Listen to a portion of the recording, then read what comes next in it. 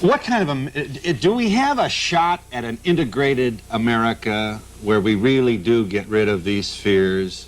Do you think we have a chance at that? Have you given up on that? If there's justice in America for blacks, then blacks will be contented with America. If there is injustice, continued injustice and oppression, blacks will continue this disaffection with the United States. But my reading of your position is, I have the feeling that you've really given this up as a possibility, and that you're looking for a black nation with black ownership of business and black control of the financial destiny of the membership. Not at all. Separation is an ultimate solution. It is an extreme solution. However, if we can get freedom, justice, and equality within the social, political, and economic order of the United States, that would be better. So you continue to hold out the, can a white person be a member of the Nation of Islam? Your nation. There are white Muslims, yes. There are. Well, you're smiling. It hasn't always been that way. Okay, all right. If that's the case, then why are you going out of your way to... You invited Gaddafi to speak to your assembly in Chicago on closed-circuit television? Yes. And he encouraged the 400,000 black Americans who serve in the armed forces of the United States to revolt and fight the oppressor, and he'd help them, finance them with munitions? The logic... you know, is this the way we get to our promised land of integrated equality for all? Of course, the majority of blacks reject that suggestion. And does Minister Farrakhan reject it? Of course I do. However, the logic of Mr. Gaddafi appears to be the logic of the Reagan administration, for $14 million are being asked for the Nicaraguans or to overthrow the government. If we can support Contras for the purpose of overthrowing Nicaragua, why should we be so indignant that Gaddafi would tell American blacks to support the overthrow of the American racist system? Is that your position? Okay, let's go over this once again. Here's what you said. Here's what you said. This is not so funny. Here was your statement regarding, this is perceived by most people who saw this and heard about it and read about it as a Jewish slur. Here's what you said. May we see that, David?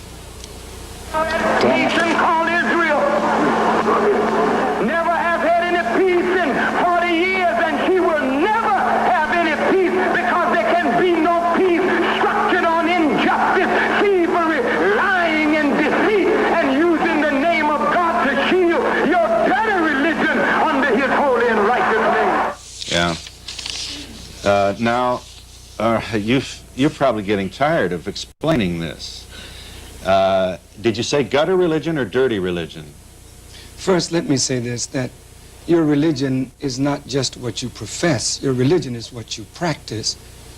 Jesus told his disciples, be ye doers of the word, not just hearers of the word. Lying, thievery, injustice, and murder is unclean. And using that to shield your, what I call dirty practice under God's name, is practicing dirty religion. Would you say the same thing to Gaddafi? I would say that any person that violates principles of righteousness and decency is practicing dirty religion. Does he? Here's a man who exports terrorism. Here's a man that the president of Egypt has condemned as an exporter of a man who... Now you're going to give us a long speech about how do we know in the white press, and maybe you do not see... All right. Let me say this. Yeah. Terrorism, like beauty, is in the eye of the beholder. That's what Menachem Begin says. That's what the people who fought for Israel say. Menachem Begin was a terrorist, and now he's accepted as a great statesman. Well, okay, but my point is, who decides what terrorism is acceptable? You? I'm not that judge. But you certainly brought your judgment to Israel in this. I said exactly that which is truth. You cannot refute what I've said. Israel has not had any peace in 40 years, and it does not look as though she will have peace, because there is no peace structured on injustice. You know, it is a fact. Israel has a lap full of problems, as does America. There's no doubt about it. You know, it's going to be real hard to argue with you regarding the grievances. And I certainly think it's a mistake to get into a contest about whose atrocity is the worst atrocity. Nevertheless, are you here to say that the Jews are not entitled to any homeland anywhere? For 40 years, the Jewish state has existed, and they've had problems defining what is a Jew. Once we can define what is a Jew, then we can talk about a Jewish homeland. What is the definition of a Jew? And what is the definition of a member of a Muslim? No, you know, nobody's, okay. Certainly like most religions, you're fractured yourself. Jew is not a race. But what's your point? My point is, I can define what a Muslim is. A Muslim is one who submits to do the will of God. What is a Jew? Yes, but then from then on we get all kinds of, just give me a second here. Defining a Muslim would, you'd get into an argument, for example, with Wallace D. Muhammad on the issue of defining a Muslim. So my point is... I think we both would agree, Wallace D. Muhammad would agree with me, that a Muslim is one who submits to do the will of God. Okay. You called Hitler a great man, and now you're going to tell us that you didn't mean great as necessarily positive. I mean, for a man who... you did say that, didn't you? You're not going to deny you said Hitler was a great... Let's put that in context. Okay. Some Jewish leaders likened me to a black Hitler. They did. I took umbrage at that remark. That's true. I said the only way you can compare me with Hitler is that Hitler rose Germany up from the ashes. We are trying to rise black people up from the ashes, but don't compare me with your wicked killers. That's what I said. So Hitler may have killed 6 million Jews, but his trains ran on time. Is that your point?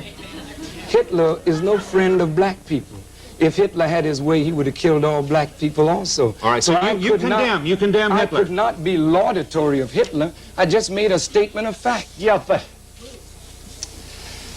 No, you can't call a person great and then step forward after the fact and claim that that's not that you were misunderstood. I'm very sorry, Mr. Donahue, but the Bible calls Babylon great, but Babylon wasn't good. Okay, all right. Pharaoh was great, but he wasn't good. There's something... Hitler is a great and consequential man, but not a good man. Yes. That's all.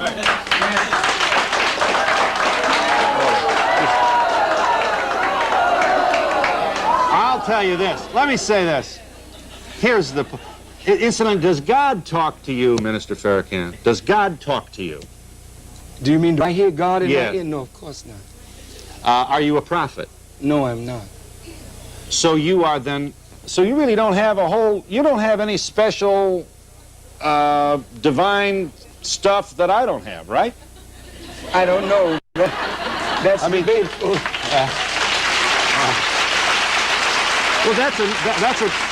I think that's a very important concession. I appreciate very much the humility with which you confess to being a mortal human being, subject to error like all of us. And yet you do have you have a messianic posture about you. You do, if you are honest to say you're not a prophet, but you present at the podium as one. Sort of a follower of Muhammad. And that's the problem. You have every right to practice your religion. I don't want to sound patronizing, but once we don't allow people to do that, we really have a bigger problem than we can possibly imagine. But you do not have the right to claim absolute truth, and that's what I hear from you. You disagree with Minister Farrakhan. You disagree with God. That's pretty arrogant thing to do. Mr. Swaggart and other white theologians take a very strong theological position. Yes, they do. You don't question their right to believe in the correctness of their vision. But I certainly question their right to impose it on other people. I believe in the correctness of the position of the teachings of the Honorable Elijah Muhammad, and I stand on that position. Okay. You were born Louis Eugene Walcott in Boston, the Roxbury section of Boston. You married once. No scandal there.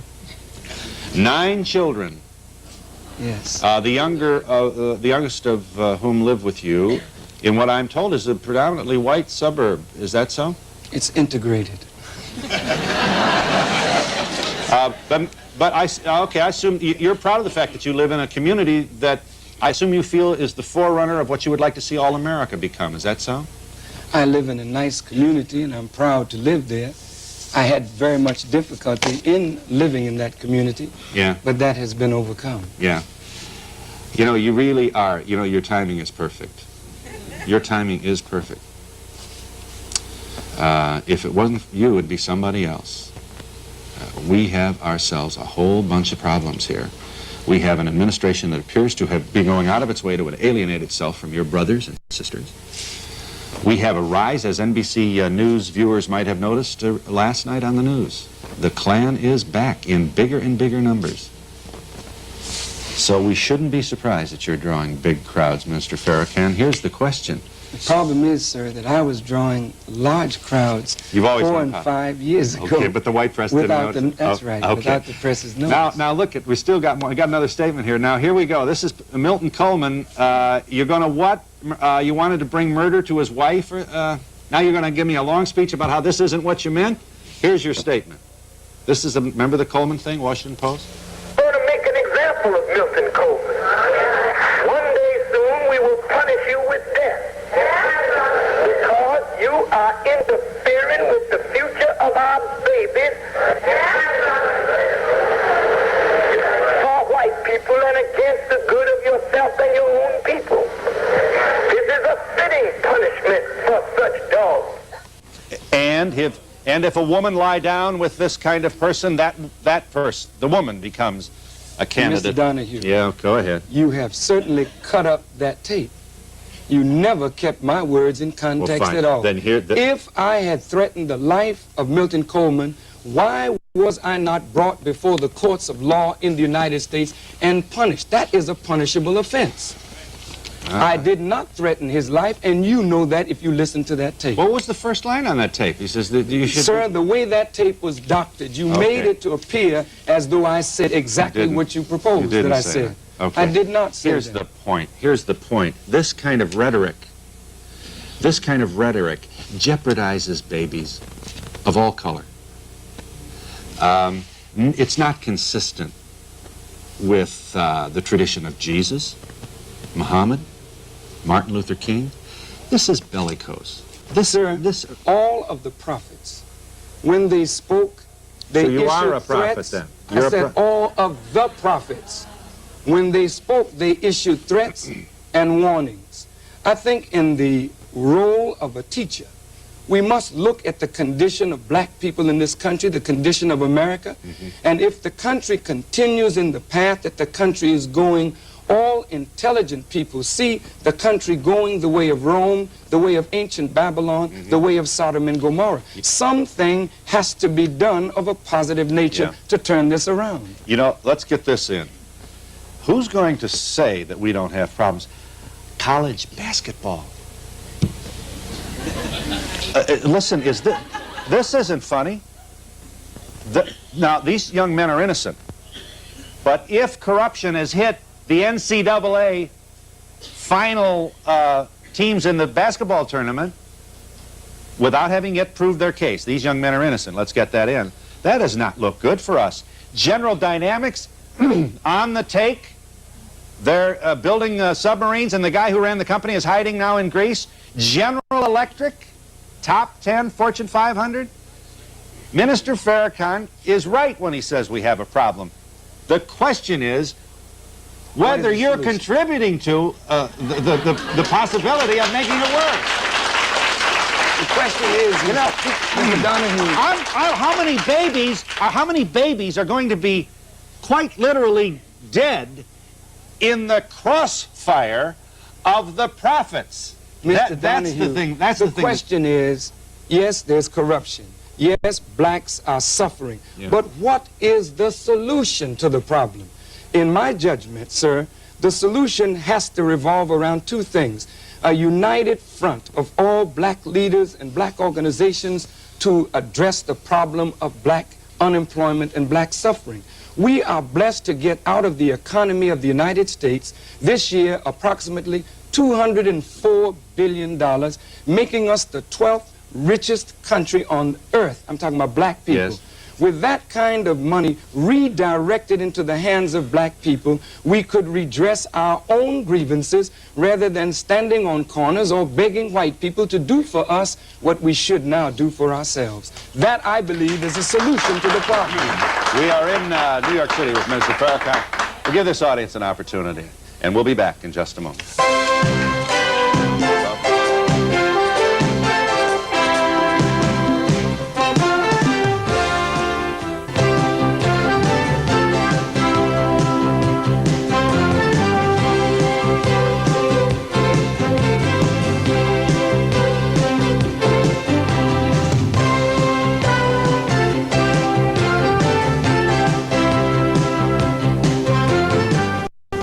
Hi, I'm glad you waited. Mr. Farrakhan on the line. Hello. Hello. I want to know why you, a bleeding heart liberal like you, is an open forum to an anti-Semite bigot like this man, who should be stifled and hung, not given a time on the air by somebody like you who's supposed to be a bleeding heart liberal. Yeah, me? Yes, you're supposed to be a bleeding heart liberal. You Yeah. give an anti-Semite like that airtime Right. so that he can have a player platform Yeah. to speak from? Yeah. What will happen as a result of my inviting Mr. What will Farrakhan? happen? You have infuriated a race of people. You have given an open forum to a bigot.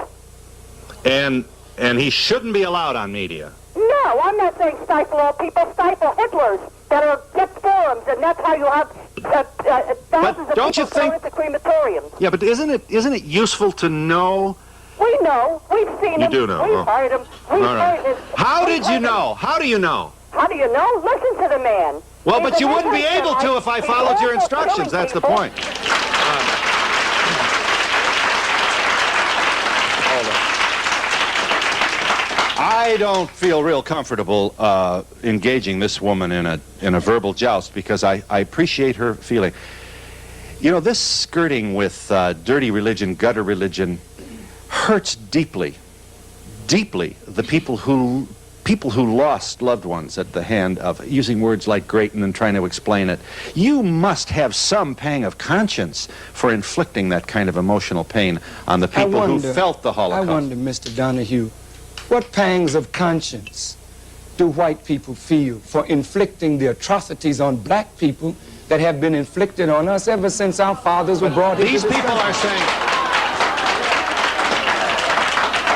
But these white people are saying not guilty. She's calling me a bigot and a racist and an anti-Semite.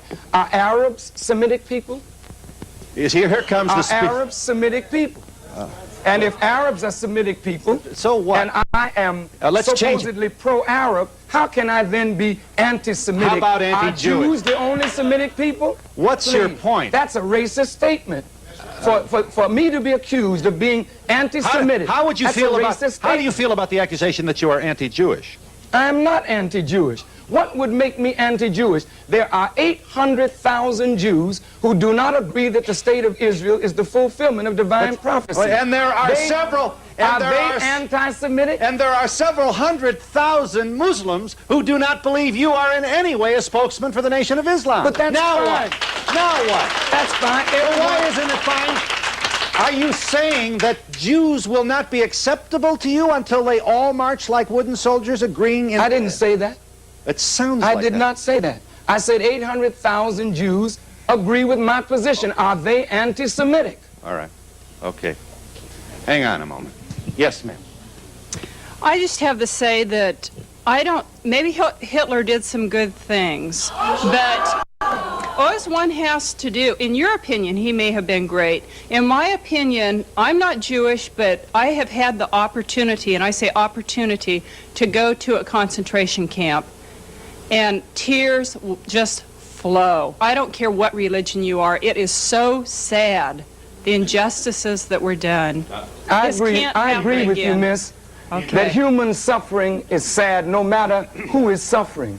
We don't control NBC, ABC, and CBS, so our story, the story of the Black Holocaust, has never really been told. Roots did a fairly decent job of trying to tell our story. But if we told our story, like Jews have been able to tell their story, a brass monkey would shed tears over what blacks have suffered in this country. Mr. Farrakhan, if I understood you correctly, you said a Muslim is one who's committed to do the will of God. That's correct. Then I am your sister, and the Jewish race are committed to do the will of God. You have to fight for us, and you have to fight for 97% of the population, and you're not. May I respectfully say to you, the Quran teaches us that all those that are Jews or Sabians who believe in Allah in the last day, they have their reward with their Lord. I cannot be against a Jew if that Jew believes in God and practices the principles of righteousness. That's what I believe in. So in that sense, you would be my sister in faith. But now, what about the Palestinians who have lost their homeland, who have lost their lives, trying to defend a homeland that is theirs? Some Orthodox Jews say that a Zionist cannot be a Jew, and a Jew cannot be a Zionist. So now, is Zionism the real problem and not Jews? And what is the problem? And some Palestinians support Yasser Arafat and some don't. What's the point? Does this mean, therefore, no piece of real estate should ever be granted to them? No piece of real estate should ever be granted or be claimed by Israel? The real estate that was to be granted to the suffering Jews was to be granted to them on the coming of the Messiah. Those persons that set up the state of Israel were not believers in God. Okay. Herzl didn't believe in God. Right. He's not a believer. Yeah. Okay. Ben Gurion didn't believe in God. So technically they're not Jews. All right. Okay. I just have to, there's no battle and no speech, but I'm sitting here and listening to this, and I'm getting very upset. You are obviously a very erudite, intelligent, learned man, and you're using that to twist facts. What bothers me is not the Jews and the Catholics or anything. What bothers me is your lack of respect. You are in a position of power, and you're using it in a negative way instead of a positive way. Your lack of responsibility bothers me. You know, I must... Let me try here for 1 second. He may not say this, but here's the disquieting part of this. The nice guys don't have any power. And he has more and more people showing up at more and more rallies saying, I've had it. I've had it. I marched, I sang, we shall overcome, I did all that stuff, and look where I am. Why are they showing up like this? It is because those in positions of power that were white have misused their trust and their responsibility. I am not misusing power. I'm not advocating that blacks riot. I'm not advocating that they stick up. I'm not advocating that they kill white people. I'm not advocating that they break the law. I'm advocating that we unite and pool our resources to change the conditions under which we live. What is so improper about that responsible use of power? Okay, what's improper is the fact that you're not saying directly, you didn't say you were going to kill Coleman directly, but by using inflammatory words, you are creating an image. That's the point. I think you have a responsibility. The television created the image.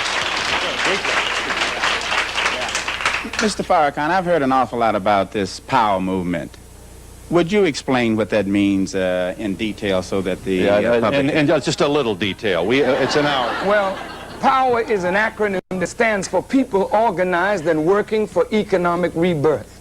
We do not believe, sir, that black people should continue to depend on whites to do for us what we should be doing for ourselves. We believe that a lot of the responsibility must rest firmly on our own shoulders. We should turn that production power back into our own hands, build our own schools, our own factories, employ our own people. This would make a stronger black people. It would make a stronger America if blacks were allowed to do so. Is the caller there? Hi.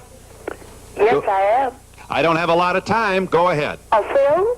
Yes, ma'am. I would just like to make a statement in reference to your guest today. He is the most hypocritical call of himself a minister, sitting up there with his bodyguards. If he's so godly and holy, why did he need bodyguards? Also, he was the downfall of Reverend Jesse Jackson with his big mouth. Well, I thank you for your call, ma'am. The Pope has bodyguards, and he is His holiness. So if the Pope can have his, and the President can have his, and the mayor can have his, in a society like this, when people disagree with your position, they will take your life. I think it's an act of wisdom on my part to watch while others pray. Now, as far as Reverend Jackson is concerned, most whites didn't agree that he didn't have a chance in the beginning. So I could not have been a downfall to a man that you never gave a chance to become a black president of the United States. So my words were used to hurt Reverend Jackson because this country was not ready to see a true rainbow coalition of black, brown, red, yellow, and white people who are interested in changing the political landscape of this country. And I would welcome that. Yes, I would. You would welcome what? I'm sorry. You would?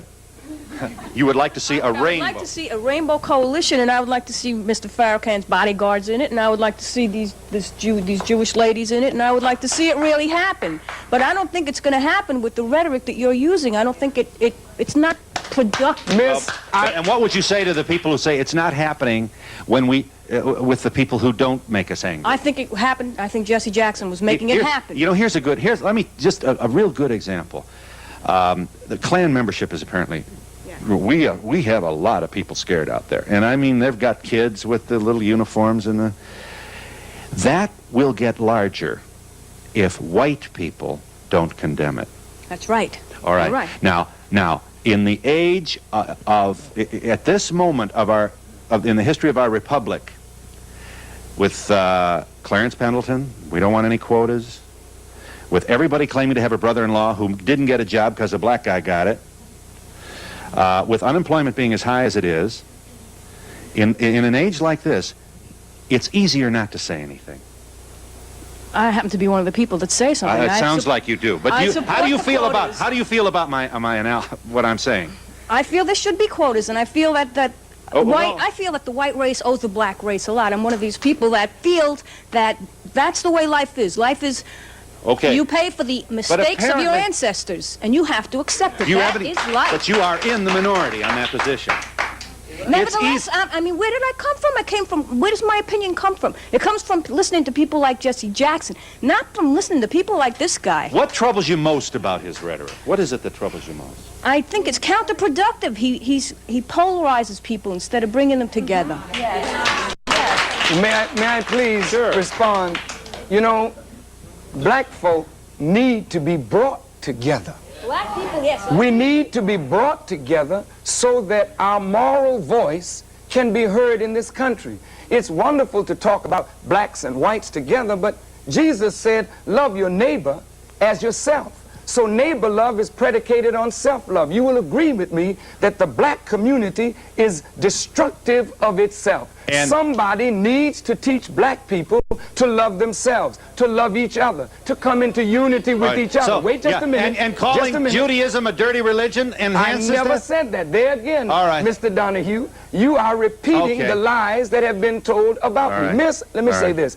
If the white American public had a chance, and this is why I enjoy being on your show, Mr. Donahue, because it does give me a chance to express myself before the American public. You get a chance to hear me and to see me and to reason with me. And if we could set aside what the press has said, you listen to what I say and judge what I say, then will your judgment be the same? But that's what everybody in power says. If it weren't for the press, all my speeches would be reported in entirety, and you would know what wisdom I have. That is not the way the system is ever going to work. This system is not designed to work like that. It's true. We'll be back in just a moment.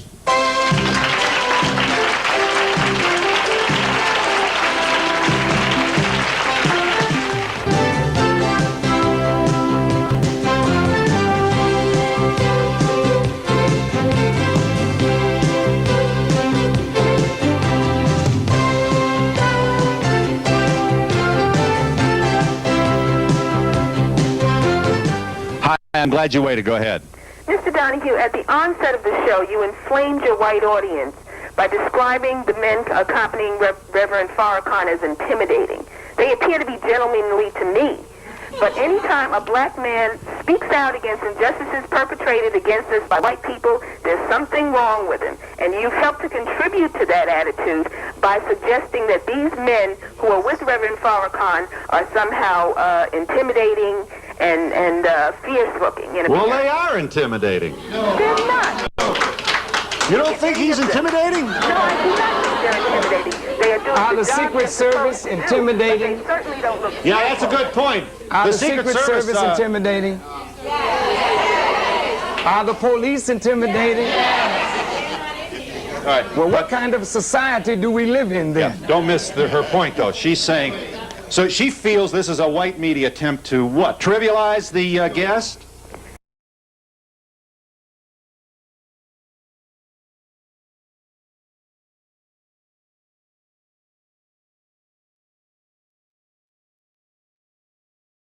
In the name of Allah, the Beneficent, the Most Merciful, I bear witness that there is no God but Allah, and I bear witness that Muhammad is his servant and messenger. I greet you, my beloved brothers and sisters and regular viewers of the Image and Nation show. I want to greet you in the greeting words of peace. We say it in the ancient tongue of Arabic, Assalamu alaikum. Walaikum salam. Welcome, welcome, welcome, dear beloved family, viewers of the Image and Nation show. My name is Brother Leo Muhammad, and sitting alongside me is my beloved sister, my beloved friend and wife, Sister Claudia Muhammad. In the name of Allah, the Beneficent, the Most Merciful, I bear witness that there is no God but Allah, and I bear witness that Muhammad is his messenger. I greet you all in the greeting words of peace. Assalamu alaikum. Wa alaikum salam, beloved. How are you all? And thank you once again for tuning in. As I always say, we don't take your time for granted. Thank you so much. It's such a blessing. And welcome, family. Welcome back. Praise be to Allah, we all made it through another week. And we can't take that for granted of making it through this time, this dark time that we're living in. There's so much death around, death and sickness around. So praise be to Allah that we are here. Absolutely. Praise be to Allah. Thank you, beloved. Dear family, welcome, welcome, welcome. As always, I want to encourage you to call a friend, a relative, a loved one. Let them know that the Image and Nation show is live and direct right now on Zoom and also on YouTube. And as always, family, I want to encourage you to hit that like button. Hit that like button. Give me that thumbs up to demonstrate that you are liking the show, that you are enjoying what it is that we attempt to share with you each and every week. Also, don't forget to subscribe. We want the subscription level to go up because we want to increase on the algorithms of this show so that we can absolutely grow and develop the Image and Nation show. Dear family, you know, it's like listening and looking back on the Honorable Minister Louis Farrakhan on that particular episode of the Donahue show.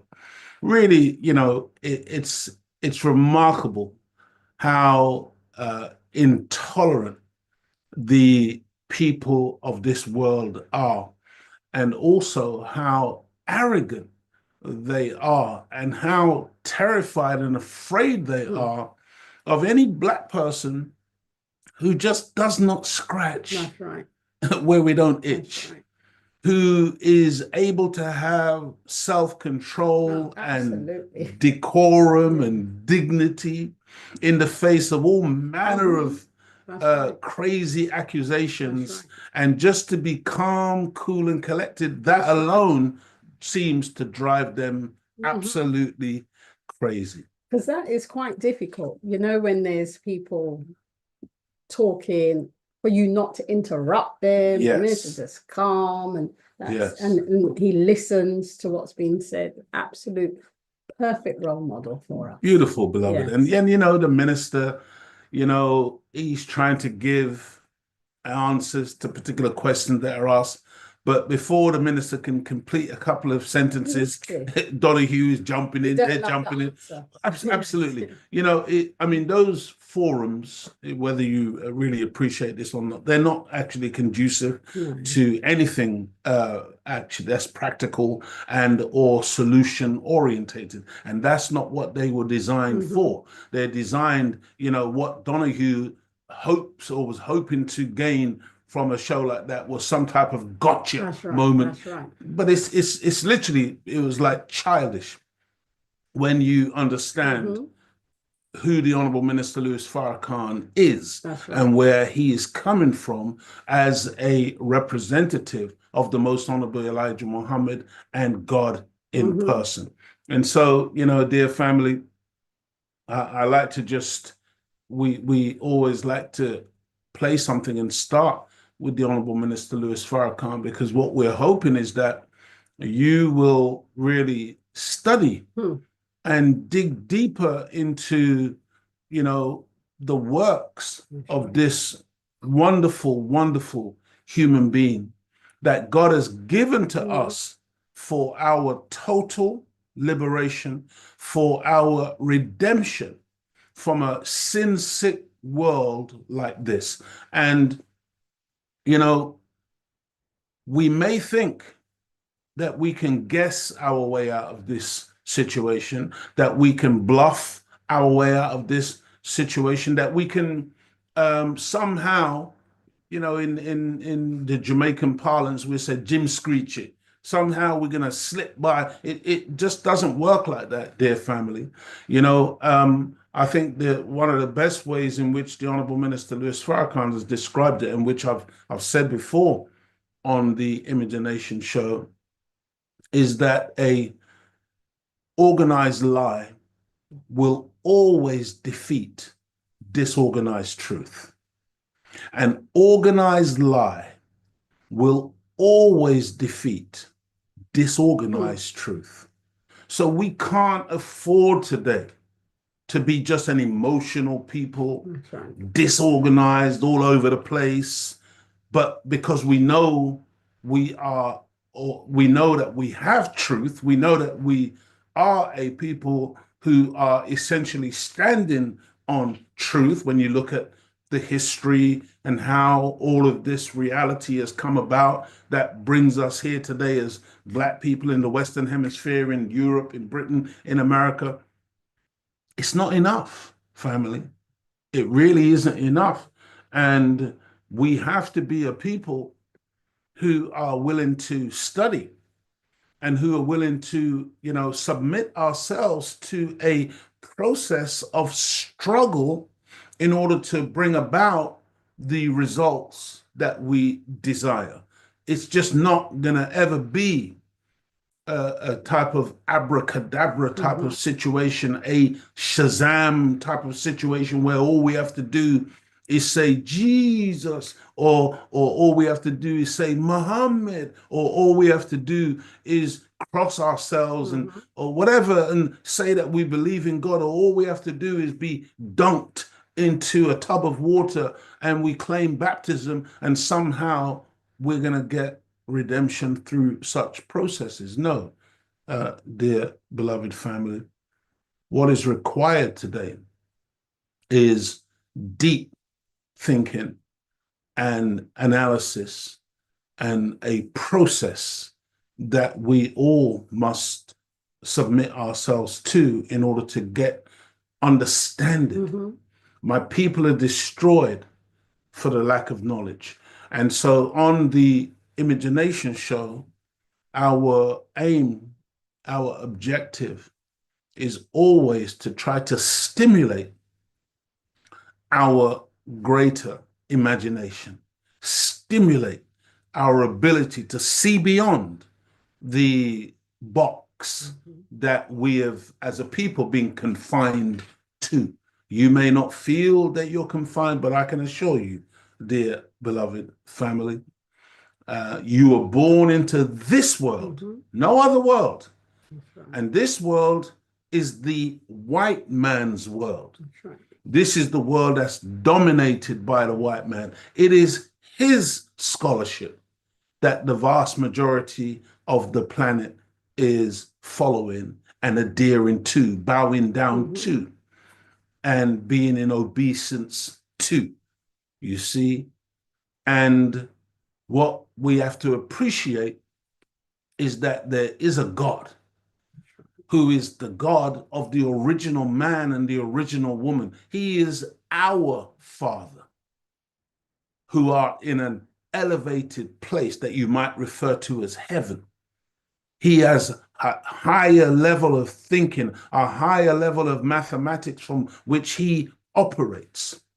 And he is desirous now of taking us as a people out of the clutches of people who have proven, this is not conjecture or guesswork, they have proven to be an enemy of us and an enemy of God based on what they have done consistently over at least the last 400 years. And we are in the current condition as a direct result of what has been done to us. And so, family, I really pray that, you are understanding what it is that we are attempting to do on the Imagination Show. And I can tell you from now that this evening, I'm not really going to be using any slides this evening. I intend, by the grace and mercy of Allah, to actually really break down to the best of my ability. I intend to break down the 30 minutes of the Honorable Minister Louis Farrakhan that we played last week. At the beginning of last week's show, I really wanted to spend, some minutes going through some of what the minister said, because again, a significant part of why we play the minister at the start of the Imagination Show is really, again, to encourage you to really go into an intensive study, because it's all there for you. It's not hidden, of the Honorable Minister Louis Farrakhan, so that you can begin to get a real good understanding of who and what the minister represents, dear family. Because once you get a real idea, you should become energized when you understand, man, what this beautiful human being represents to us. And so I wanted to just go through some of what he shared with us last week in conversation with Leo and Claudia. And so, as always, I say welcome to episode 167 of the Imagination Show. Today is Thursday, January the 30th, 2025. Family, it's January the 30th already. Okay, so 1 month into a new year is already gone, more or less. And so we want to talk this evening about, as I said, what the Honorable Minister Louis Farrakhan shared with us last week, and then we can call it an evening. So I hope everybody's all right. Don't forget to let us know where you are observing the Imagination Show from, what part of the planet you are on today. We've got I was going to say, New York. did you look at your Telegram? Because I did send you some of the questions from last week. Because if there are any questions or comments, I did say last week that if there is something from last week that you asked us or that we should address, then we'll also try to do that as we go forward. So, family, I hope you're gonna bear with us. We'll stop that for now, and then we shall begin like this. I'm going to read some of my notes that I've made based on what the Honorable Minister Louis Farrakhan shared with us last week. And so last week on the Imagination Show, episode 166, which was entitled Target Mars, the End of Colonization. Target Mars, the End of Colonization. The Honorable Minister Louis Farrakhan, in a brief half-hour excerpt at the start of the show, went into the hypocrisy of the 40 European and other world leaders who gathered in France and locked arms, marching for justice. I don't know if you can remember that, but again, don't forget also that last week's show is on YouTube. So you can always go back and look at what I am breaking down today. But they were marching for justice after the Charlie Hebdo attack in January 2015, when 17 people were killed in 2 separate terror attacks in Paris, and how the whole world was able to rally around France and its people claiming to be Charlie. Je suis Charlie, we are Charlie, they were saying in French, you know, we are all Charlie. And what came to my mind when the minister was breaking this down, and I was asking myself the question, isn't it strange how those world leaders are today silent about the 15 months of long live stream genocide of hundreds of thousands of men, women, and children by Israel and against the Palestinian people? I just want us to think about that, because on that occasion, it was 17 people that had been killed. But here we've got, literally, according to the medical paper, Lancet, they're predicting that there's over 100,000 that have been slaughtered, and maybe many more hundreds of thousands who have been wounded, maimed, crippled for life. And God knows those who are suffering from typhoid and malnutrition and starvation, and what's that other disease that comes about? This polio and all kinds of stuff based on deprivation, based on the fact that the people are under siege, and that medicines have been denied, and hospitals have been destroyed, and medical treatment have been destroyed. Ambulances have been destroyed. I mean, family, see, you know, on the Donahue show, they're trying to make out that the minister's words are so terrible that, you know, all these white people are upset based on some words that he has said, and not the words that he's saying in the studio, but some words that he uttered before that they're trying to play back as a gotcha, as if the minister is going to run away from what he said before, and doctoring tapes and taking what he said also out of context. But the point I'm trying to make is that look how these people are so upset over words. That's right. But you don't see any kind of upset over the slaughter of tens of thousands, hundreds of thousands of human beings. Why? Because they're not white? Because they're not European? And, you know, we talk about Palestine, beloved, because it's current. It's the reality of what's going on.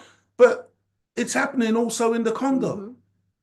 It's happening in Haiti. There are different levels to what's going on in the different places, but make no mistake about it, there is tremendous, tremendous suffering that is being deliberately inflicted by Western powers on these various peoples who are black or brown or olive-skinned in different parts of our planet.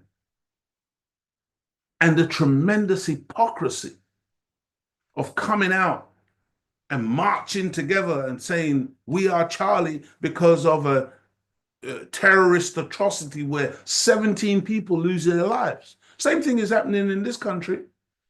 I'm sure you've heard about the, you know, 3 little girls who were stabbed to death in this country, and then the riots that ensued when false statements were made by politicians and others, various right-wing talking heads and others about, oh, he's a Muslim and he's an asylum seeker. All lies, the person was born here. But nonetheless, when you listen to the story, and by the way, when you look at the picture, I haven't got a picture, I'm not going to show a picture, but when you look at the picture of the brother, the young person who committed these crimes, which are terrible crimes. When you look at the picture of this, I think he's 18 now, I think he was 17 at the time when this thing happened. When you look at his picture, my God. I mean, from my perspective, just looking at the picture of the individual, there's something wrong with this person.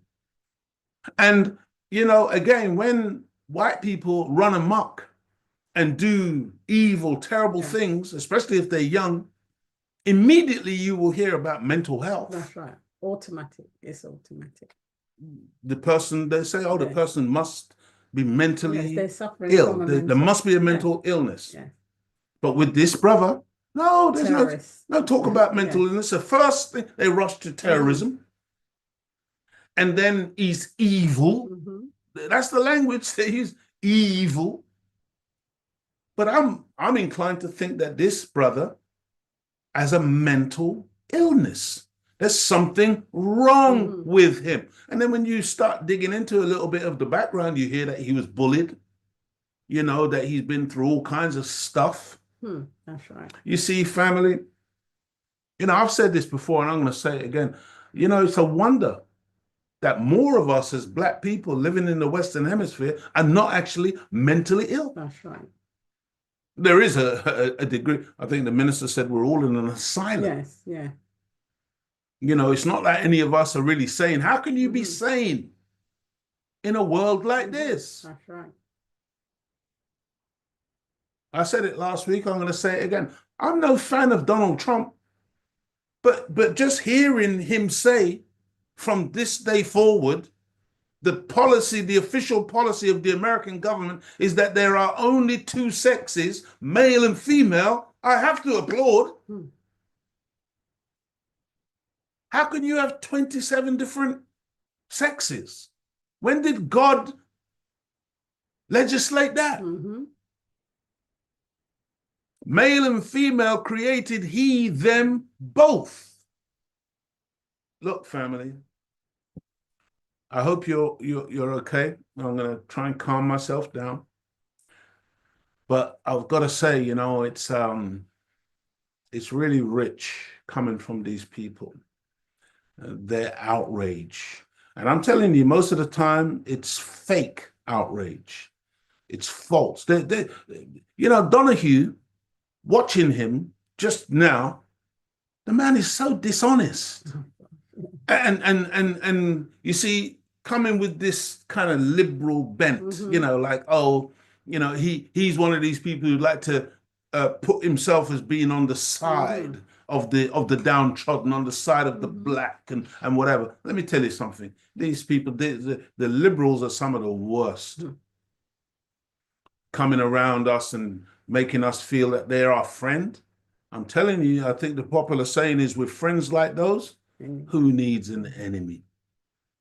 Man, so nasty, slimy, sleeking up, trying to, thinking that he's so clever that he could trick the Honorable Minister Louis Farrakhan into some nonsense, asking all kinds of leading, stupid questions, like he's talking to an imbecile. Family.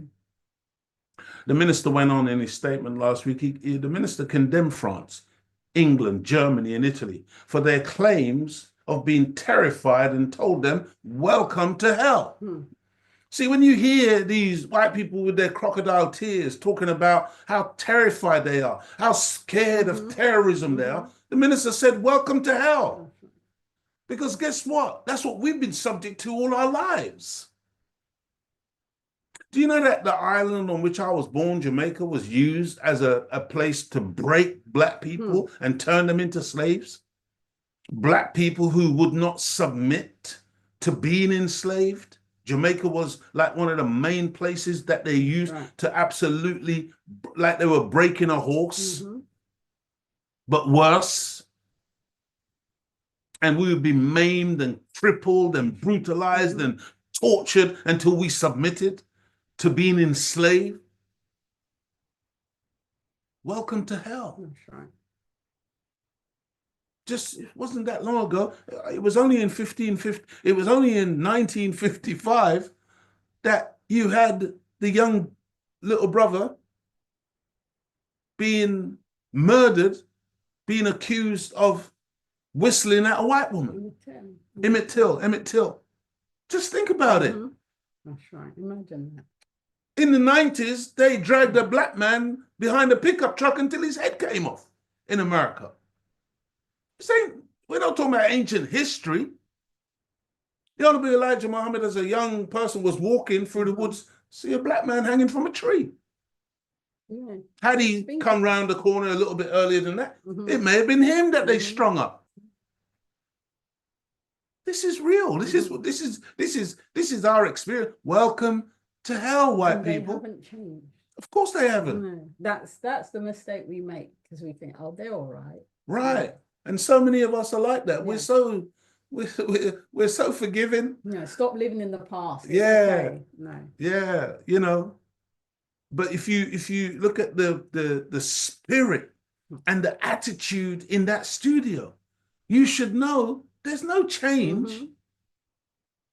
If those people had their way, the minister would be strung up. Oh, do you listen to the venom coming on the phone from the one who called in? Yeah. She could hardly contain herself. Such anger. How dare you, as a black man, articulate the pain and suffering of black people? See, it's not like, you see, it's one thing if you have an enemy who'd acknowledged. See, you listen to Trump talking about the so-called conflict, because it's more than a conflict, it's a genocide, okay? But you hear Trump talking about what's going on in the Middle East, talking about Israel and Israel's right to self-defense and Israel's right to exist and Israel's rights, but you never hear no mention of the Palestinians. Right. Then Trump starts talking about real estate in Gaza and starts talking about deporting or cleaning out the place, getting rid of the Palestinians. See, like they're objects, not human beings, not human life. That's how they talk about us. That's how we're seen, the same way. And even worse, you got to understand that. Because many Palestinians, you got Palestinians with blonde hair, you know. You got Palestinians with blue eyes. You got Palestinians who are Christians as well, by the way. And you see what they're doing to them. What do you think they got in store for somebody who looks like this, with this hue? Oh, family. Well, that's what I always say. When you see white people living on the streets, and that's their own. That's their own.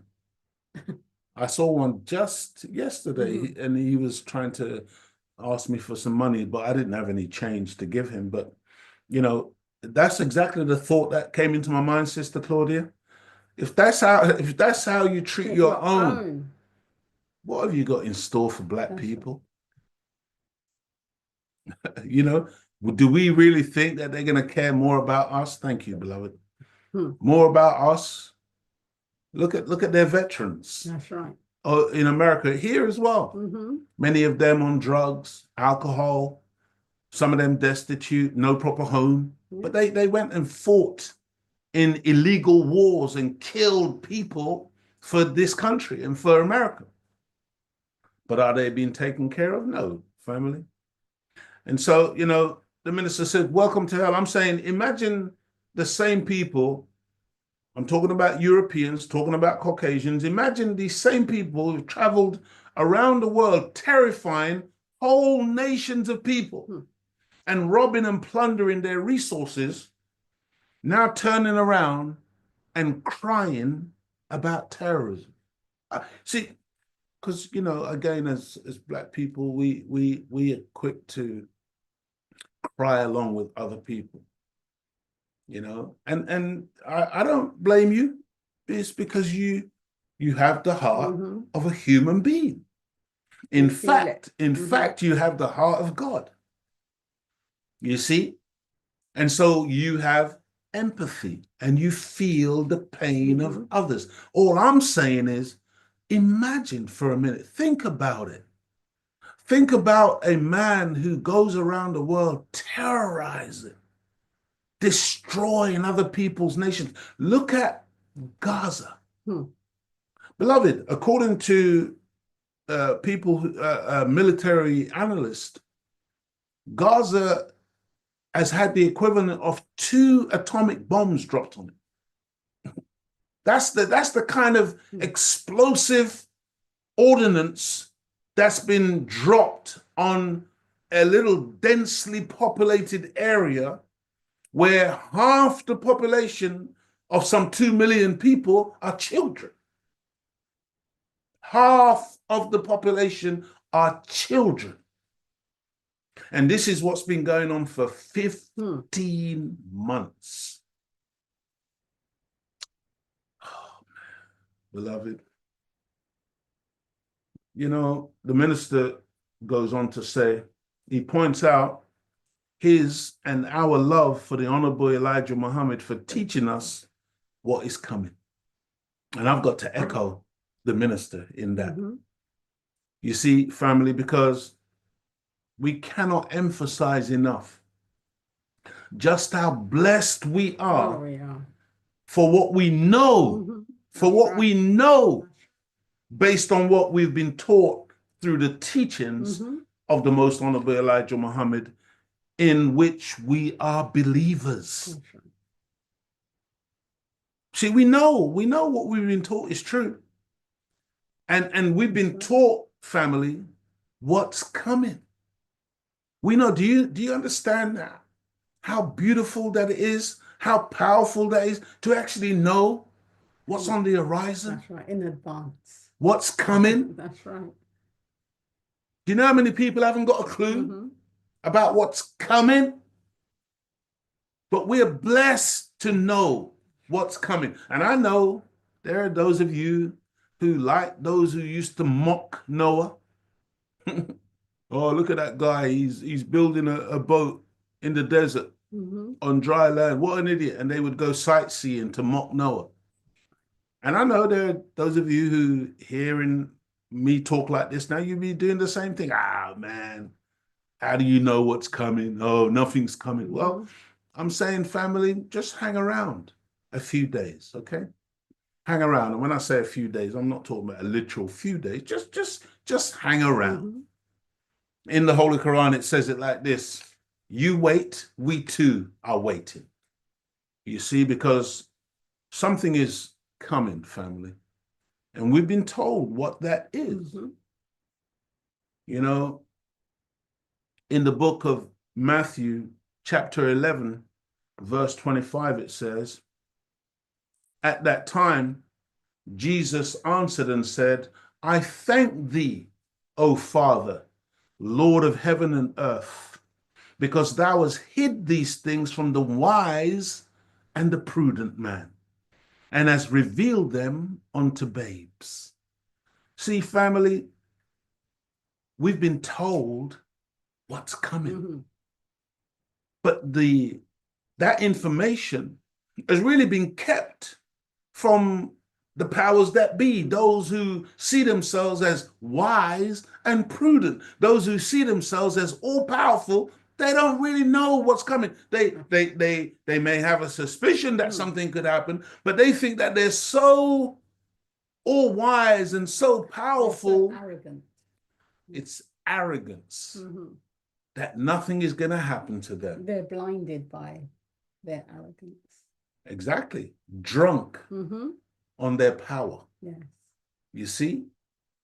But the scripture says, we thank God for revealing these things unto babies. I don't know if any of you can remember when I was in Hyde Park one time and that white man was trying to tell us some nonsense about white people being first before black people and all this kind of stuff. And one of the things I said to him, I said, I'm a baby in knowledge, but I'm not a fool. You see, family, we are the children of Israel. Israel is America, Britain, Germany, France, the Western world, Australia, New Zealand, all of that. That's all part of Israel. That's why they all support Israel. That's why they all will not retreat, even though they can see clearly what Israel is guilty of. They just keep on sending the arms, sending the money. But understand this, beloved. There are some children inside of Israel who are loved by God. And he has revealed things to us through his servants, the Most Honorable Elijah Muhammad and the Honorable Minister Louis Farrakhan. And that's what that scripture is talking about. At that time, Jesus answered and said, I thank thee, O Father, Lord of heaven and earth, because thou hast hid these things from the wise and the prudent man, and has revealed them unto babes. We're the babes. We're the children. Suffer the children, the little children, to come unto me. That's God talking to us, dear family. The minister says, the minister pointed out that their terror, talking about white people, their terror is because of what they see coming based on what they have put out around the world coming back to them. You know, when you're a person who does evil, when you just do a lot of bad things, do you know that that makes you paranoid? Sister Claudia, I'm sure you've heard me say this before. You know when we go about like every day in the streets or whatever, and when you look and you see everywhere you look, there's a camera. Oh yes, yes, everywhere. Now remember, back in the early 90s, the statistics said that for the average Londoner, the average Londoner is caught on CCTV camera 300 times a day. That was in the early 90s. We are now 25 years into the year 2000. Do you understand the level of surveillance? And do you understand that that surveillance is not just about, you know, public safety and all of the pretexts that they use to put cameras? Their justification of why they have it. Exactly. But it's a pretext. It's a lie. It's because when you are evil, when you do so much nastiness to people in your own country and all around the world, you're paranoid, man. That's right. You have to be watching everything and everyone. You have to be listening, snooping, spying. Right. And then, by the way, you project your own mentality on everybody else. So you want to convince the world that, yeah, that's what China is doing. That's what Russia is doing. That's what all of these other nations are doing. Stop it. I think last week we went into it, right? 750 bases all around the planet, peppering the planet. Who else? Who else is doing that? Who else has got 3 bases in somebody else's territory? Who else has got 2 bases in somebody else's territory? Who? Come on, family. Go ahead. And then when a crime happens to one of us, that's what your mum was saying the other day. When a crime happens, all of a sudden they need witnesses. The cameras won't work. Yeah. But they can catch you speeding every time. The fines just keep coming through the door. They can see that you parked in the wrong bay and the fine comes in. Yes. The minister says their terror is because of what they see coming based on what they have put out around the world coming back to them. You can find something about that in the scriptures. In the book of Galatians, chapter 6, verse 7, it reads, "Be not deceived. God is not mocked. For whatsoever a man soweth, that shall he also reap." That's right. See, this is how it works. Did you know that that's a law, family? Right. You reap what you sow. Whatever we put out, that's right, it comes back. It's just a law. That's right. It's the law of what goes up must come down. What goes around comes around. It's a law. It's a law. It's immutable. You can't do nothing about it. And you know, the law of cause and effect is such that, you know, these people are demonstrating that they're supposed to be wise and prudent, but they're really dumb. Because, as I've said before, and I'm going to say it again, and the Honorable Minister Louis Farrakhan said it, he said, Israel's not going to stay there. That's right. Did you hear what I said? Israel is not going to stay there. See, because I know you think that they're almighty and powerful, and what they're doing, and, you know, somehow this impunity is going to continue, and no, family, it's not going to stay there. They are finished. That's Go why ahead. it's important to read the scriptures, because it's all in the book. It's in the book, beloved. All in there. It's in the book. That's right. You see, whatsoever a man soweth, that shall he also reap. And the time of reaping is fast approaching, because they've sown some terrible seeds, man. Right. And the whole world is now seeing what they really are all about. Not just them, but their backers, their supporters, you see? And that particular genie will never be able to be put back in the bottle. Dear family, in this lecture from last week, the minister stated that the Jesus he knows, speaks in a particular way, stating, if you live by the sword, you die by the sword. See, because it's so sad and unfortunate that so many of us want to claim Jesus, but we turn Jesus into some milquetoast individual, some like a sissy. Jesus ain't no sissy. Jesus ain't no punk. Jesus ain't no little soft, foolish man who just loves everybody. Yeah, when you ever hear Jesus talk like that? You don't talk like that, family. Jesus says, if you live by the sword, you die by the sword. That's the man that the Honorable Minister Louis Farrakhan knows. That's the Jesus that we know. And that's the only Jesus. There ain't no other Jesus. The other one is made up. A Caucasian hippie, Michelangelo's cousin, I believe it was, that he used to sit for the painting that they put in the Sistine Chapel in Rome.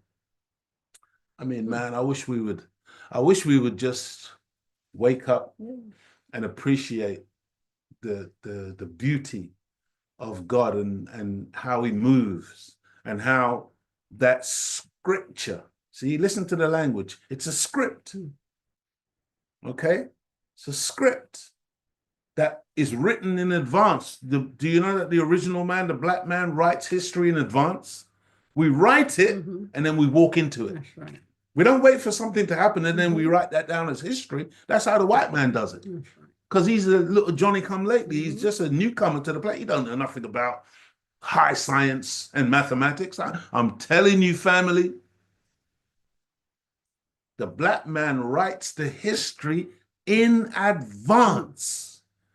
And then we walk into it, fulfilling it. And the scripture is a revelation of that time period that you and I, we can fulfill elements of that scripture. We can choose who we want to be. We can choose to be a beautiful, God-fearing human being, or we can choose to side with Satan. It's up to us. That's why it's called free choice. We're actually given free choice. I hope we are listening. The minister goes on to say, the minister admonishes the crowd that we love the name Jesus, but not his words. Think about that. We love the name Jesus, but not his words. In the book of Exodus, chapter 20, verse 7, it reads, thou shalt not take the name of the Lord thy God in vain, for the Lord will not hold him guiltless that taketh his name in vain. We're guilty, man, of Jesus, Jesus, Jesus, Jesus. But what about what Jesus taught? Jesus, they were some of the disciples were praising him, Lord. He said, why callest thou me good? That's right. There is none good but the Father. Jesus didn't say worship me. He said, come follow me. There's a big difference between worship and following. That's right. Follow my example. Follow my lead. Live my Be life. like me. Right. Live it. Don't worship me. Jesus said, me of myself, I can do nothing. That's right. But with God, I can do all things. That's right. And that's for all of us. Come on, family. Time to wake up. Don't just use the man's name. You see, it would be the same thing today. Any of us using the Honorable Minister Louis Farrakhan's name, because a lot of us we do that too. Using the Most Honorable Elijah Muhammad's name, like some kind of shield to hide behind, but we're not really doing nothing. But we become quotologists using their names, but we don't even resemble them because we're not following them. We're not doing our actions, what they've asked us to do. That's right. Dear family, the minister said, Jesus said, sow the wind and reap the whirlwind. Still on that, reaping and sowing. See, do you understand what it's like to be near to a bomb exploding, a 2,000-pound bomb exploding, and the type of wind that produces? How it blows down houses, how it blows down people, how it blows apart communities and, structures, how it just destroys. They sow the wind. See, that's what they're doing, family. But they're going to reap a whirlwind. See, what's coming is so destructive that I'm sure I heard, it may be a message to the black man, don't quote me, but I know that the Honorable Elijah Muhammad did warn us that many of us, when we see white people begin to suffer, many of us are the ones who are going to be having heart attacks. I want you to think about this. Because, we're used to seeing black people and brown people and yellow people and olive-skinned people, suffer, die in their droves, die in their hundreds and thousands. And we become sanitized to it. It becomes almost normal. It's normalized to see us die. But what's not normalized is seeing white people die on that scale. That's right. And so I'm warning you now, be very careful, because some of us, man, we won't be able to handle it. You see? Because we're so used to crying with them, sympathizing with them, but not sympathizing with our own, not sympathizing with other people, that, we'll just fall apart because we won't be able to believe what is happening to the same people who have been meting out this type of treatment to other people who look like us all over the planet. Brothers and sisters, the minister referred to the 40 heads of state gathered in Paris as a criminal group marching to hell. These are 40 so-called heads of state, world leaders, the French and the British and all the rest of them, and they have some African leaders there as well, all locking arms and marching because of Charlie Hebdo and some terrorist attack. Yeah, the minister said that they were a criminal group marching to hell. Think about the leaders of this world, family, and tell me that they are not a bunch of criminals. I want you to think about it. Because you say, oh, Minister Farrakhan is just so extreme. Why do you have to use that language? Then if they're not criminals, what are they?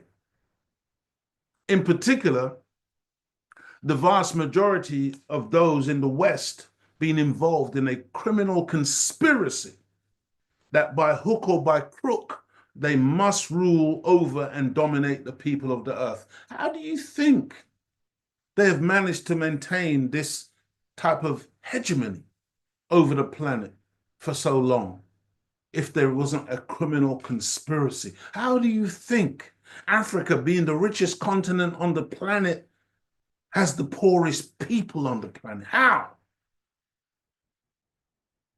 Do you think that's by accident or by design? And if it's by design, who designed it? Dear family, did you have something, sister? Yes, something Go ahead. just to add. This is from Message to the Black Man by the Honorable Elijah Muhammad, the chapter Build Our Own Society. It says, according to the teachings of Allah, this is the first and the last time we will ever have a troublemaking people on our planet. There is no doubt about it. We who were brought here to the Western Hemisphere by the white slave masters of our fathers can bear witness that this is the most evil people that we have ever experienced. Wow. Today, the wickedness of this civilization has become so great and fair seeming to the original people of the earth. He said that 12 leaders from Islam from all over the planet Earth have conferred in the root of civilization at Mecca and have found this people disagreeable to live with in peace. And they decided that they must be removed from the planet Earth. And the main obstacle that stands in the way of this removal is the so-called Negroes in America, who have been lost of the knowledge of their self, their God, their religion, and the knowledge of the enemy who robbed them. They must return to their own. A messenger has been sent to teach them the knowledge of self that will qualify them to return to their own. The time of this spreading of the true knowledge of self, God, and devil is the important mission that I have. As it is written, the life of this world has been made so fair seeming to you that you cannot conceive of another world that might be better. Wow. This is where you are making a fatal mistake. Fatal mistake, beloved. Listen to that language. How much more plain? Could you just show the cover of the book, please, so that everybody can see? That's the monumental book, Message to the Black Man, that every black man, woman, and child should have in their library. That's right. And not stuck on the shelf. Not stuck on the shelf. It should look worn and red like that one. Oh man, thank you for that, sister. That's awesome. Awesome. Family, the minister said that they represent the wickedness of their predecessors and that their evil justifies what's coming to them. See, this is not without cause and effect. We're not just sitting here, saying, let's condemn white people, let's punish them, let's do harm to them, let's attack. No, we're not saying nothing like that. Saying no little racist diatribe conjured up out of thin air for no reason. We're talking about cause and effect. The minister said that they represent the wickedness of their predecessors and that their evil justifies what's coming to them. You ask them the question, how different are you to your fathers? See, because if they were different to their fathers, they would condemn their fathers, but they don't condemn their fathers. They love John Hawkins. They love the former slave masters. That's why there's statues to them and all manner of tributes to them or whatever. They don't condemn their past, their history, what they've done. No, they don't. When Trump is saying, make America great again, when was it great for us? At what stage was it great for us? It was great for them while they had us enslaved and destroyed as a human reality. We just need to really listen to what these people say.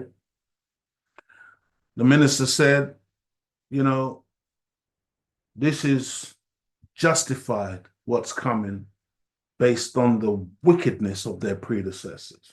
What's coming to them, dear family, is the same death and destruction that they have inflicted on over 600 million people in the last 6,000 years of their existence. Think about how many people they've killed. 600 million in 6,000 years. That's according to the teachings of the most honorable Elijah Muhammad. For every 1,000 years of their existence, they've killed 100 million black original people. They're a killing machine. That's what they do. They can't help themselves. Oh, man. And the minister even said he would give them a way out. Listen to the minister. He would give them a way out of it, but also stated that he doubts that they would take it. See, it's not that God is not merciful. That's why he sent Abraham, the soft-hearted prophet, down into Sodom and Gomorrah and said, find 50, find 40, find 30, find 20, find 10. Find one righteous down there and I will save the city. Abraham came back, That's right. couldn't find one.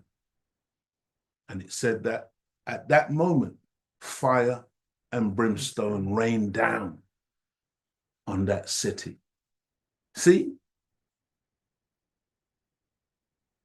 The minister offered them a way out. He's always offering them a way out. He's always offering them, you know, that if they would repent and repair the damage done.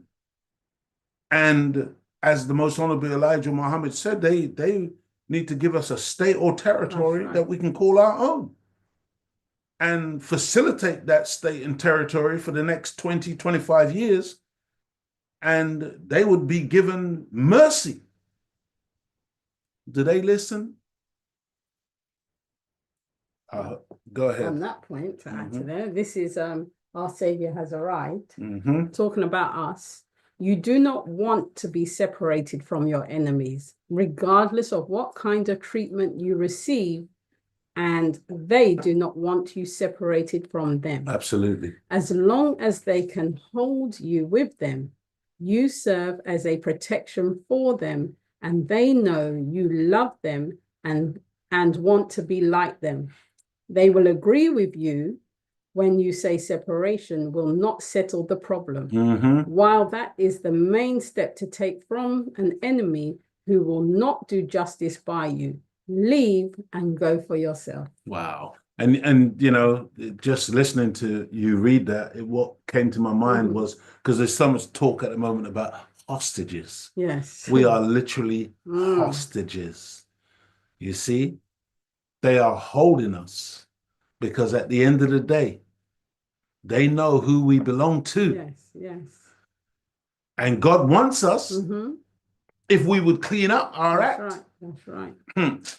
Family, thank you for that, Sister Claudia. Just like the wicked Pharaoh of Egypt, who refused to let the children of Israel go, so too are the wicked rulers of today, who even while they sign ceasefire agreements, continue to attack, imprison, torture, and kill and maim innocent men, women, and children, as if human life means nothing and is without value in the eyes of God. Do you understand that God values human life? Do you know what the man who came to us, God in person, Master Farad Muhammad, do you know what he said? He said, I would climb a mountain 40 miles high just to teach one. I want you to think about that statement, because that statement is deep. We haven't got time to really break it down and go into it. It's deep. But what he's saying is how important one of us is. That's the point.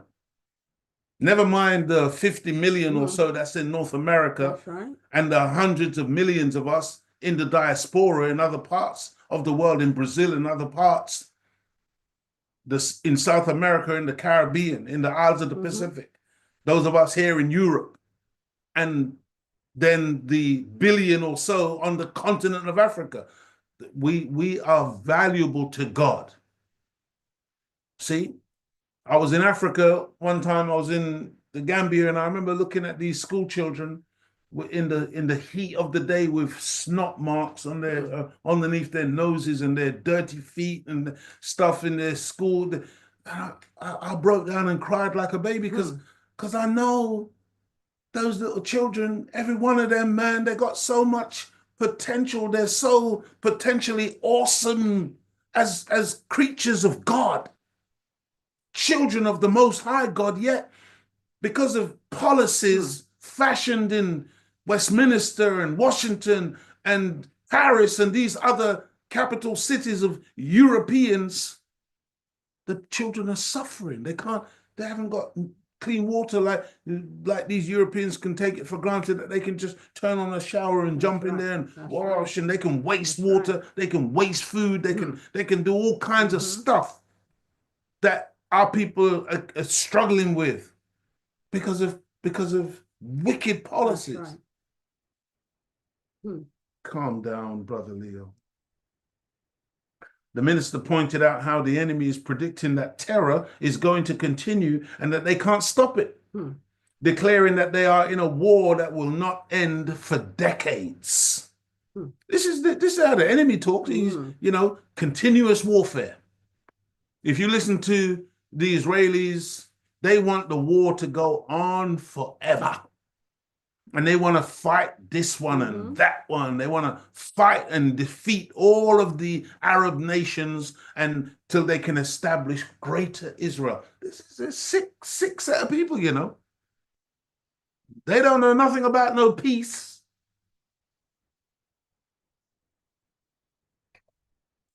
They're predicting war going on for decades.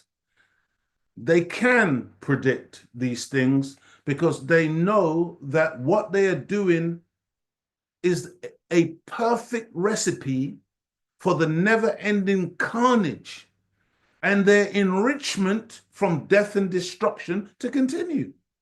Their military-industrial complex is a massive money spinner. Their weapons and weapons of mass destruction, they make so much money for them. Each bullet is money for them.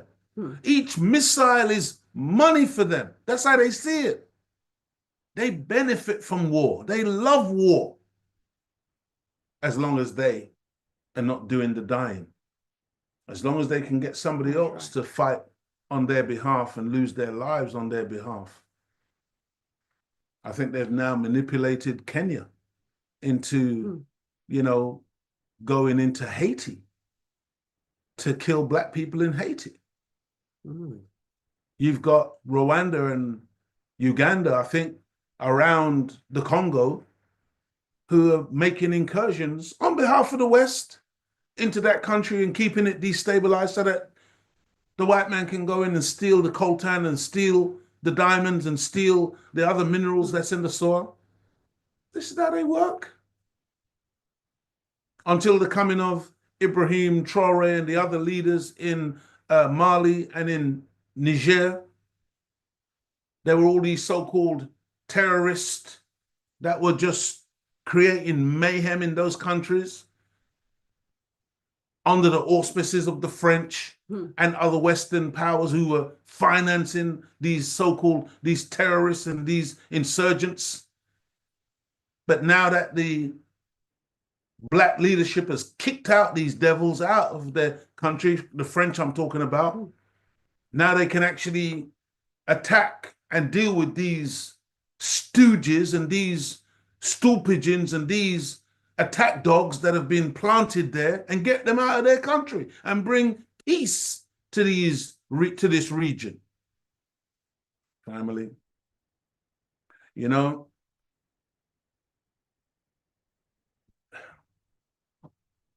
Honorable Minister Louis Farrakhan is such a great teacher. Imagine, I'm saying this is like a little 30-minute part of a video that we played last week, and we're breaking it down. Look how much food is in it, family. Just look how much. We haven't even touched the surface. The minister said that this is the millennium of the presence of God. And in this millennium, evil will be done away with. The wicked shall not exist anymore. I just want you to think, wouldn't you like to live in a world where wickedness is done away with, where evil is not the order of the day? What's wrong with us? Why don't we want to live in peace? Why do you think when we meet, we say, Assalamu alaikum? Peace be unto you. That's right. It's a prayer. It's a desire to have peace be the prevailing norm. Wa alaikum salam. And also unto you. That's right. Why wouldn't we want that? Why do we want to have a greeting that says hello? Hell is low. We already know it's low down, man. We already know it's diabolical. Hello. Who came up with that? Who came up with that first Greek civilization called an Hellenistic society? Why hell? Brothers and sisters.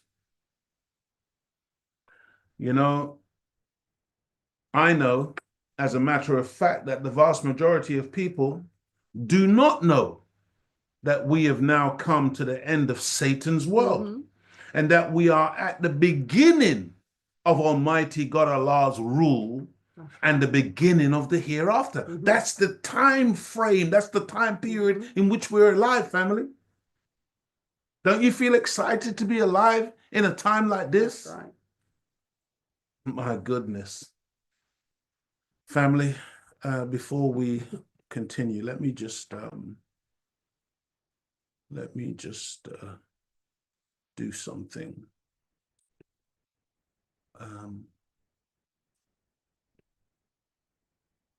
Let's do this, shall we?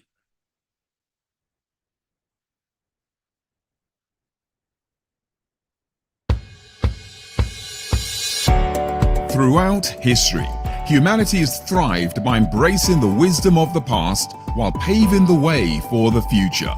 At Ancient Society, we are carrying that torch forward, bridging the gap between tradition and innovation to awaken humanity to its fullest potential.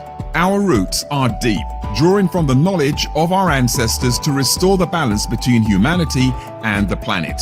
Guided by principles of light and love, we are committed to uplifting communities from poverty, ignorance, and isolation into a space of prosperity and unity. Our digital ecosystem is the cornerstone of this mission, a collection of platforms designed to inspire, connect, and empower.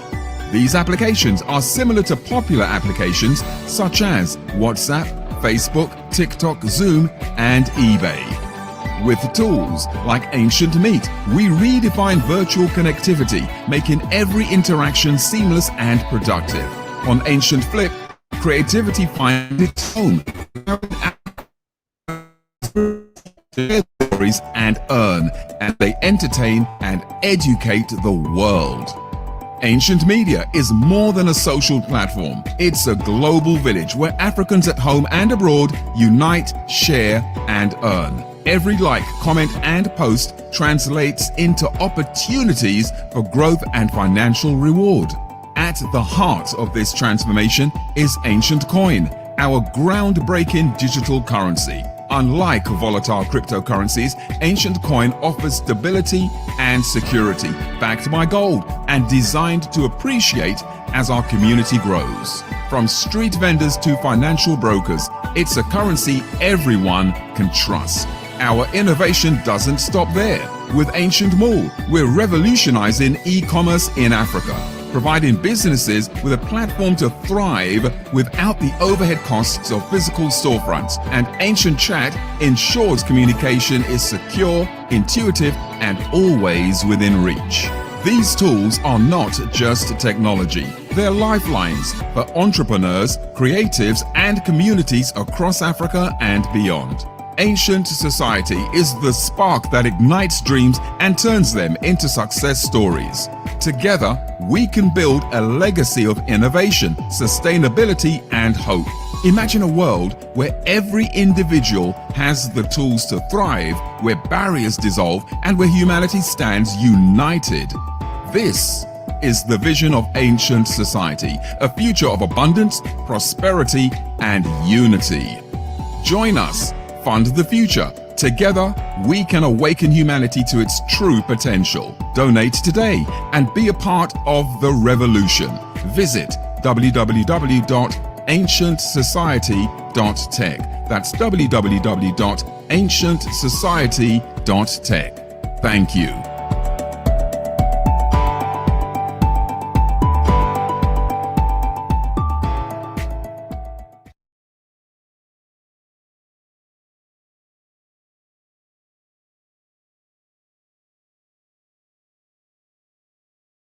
Yeah, black people on the move, family.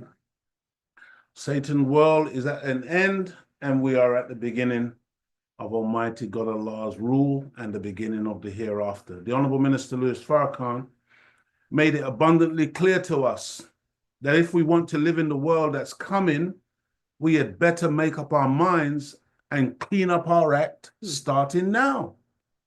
That's what we got to do. We got to make up our mind. The minister said there's nothing more powerful than a mind that's made up. Make up your mind, family. Make up your mind. Remember, we had to make up our mind that we're going to eat one meal a day. That's right. See, and once we made up our minds, man, it's just awesome. It is. It just keeps you so healthy, That's right. strong, vibrant. Your brain is sharp. Right. And your focus is not food. Yeah, you're just not, food. Mm-hmm. We eat so much, family. Too much. Too much. Come on, man. Think about this. When God has come, there is no time to lose in making ourselves acceptable to him. We've got to make ourselves acceptable to God. Do you understand why myself and Sister Claudia dress like this? Because we know that God has come. I'm not saying we're not like this 24 hours, 7 days a week. We're not like this, but I'm saying the way you must present yourself and carry yourself, because you know who you are now. As a people, we got to demonstrate through our actions, through the way in which we carry ourselves, that we know the time. You see? The Honorable Minister Louis Farrakhan said, it's not a time to talk Jesus. It's a time to walk Jesus. See, there's a big difference between talking and walking. Right. And we love to talk, but we won't do the walk. The Honorable Minister Louis Farrakhan is the best example, family, of Jesus in our midst. And we can't sit or stand around praising him, but we should be found on our feet following his example of how to live as a righteous human being. That's the minister is a model. That's right. Given to us by God of how a man and a woman should be. I hope you understand.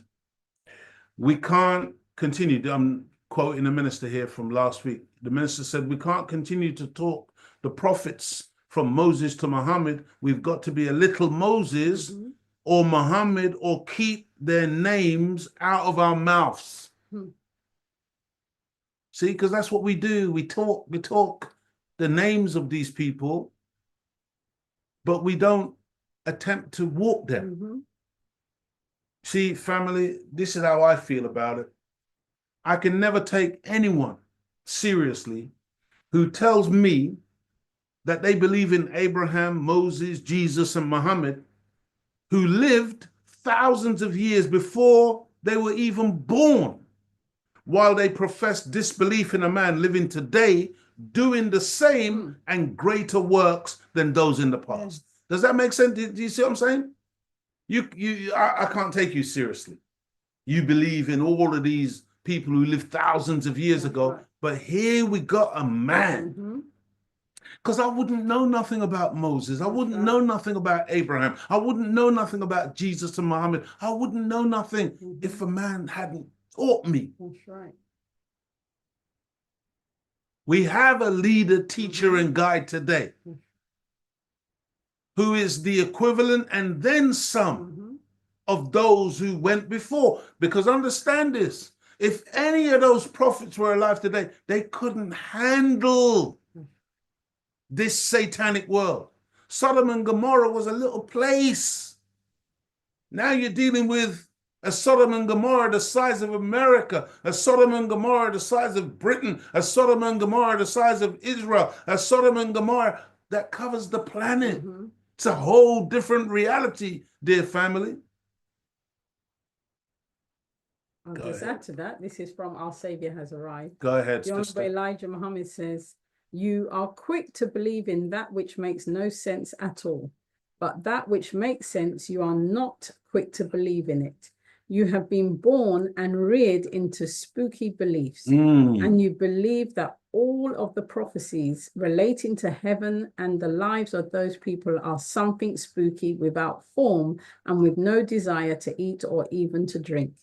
You make them formless. The fact is that the way we were taught and brought up instilled these spooky beliefs in our minds.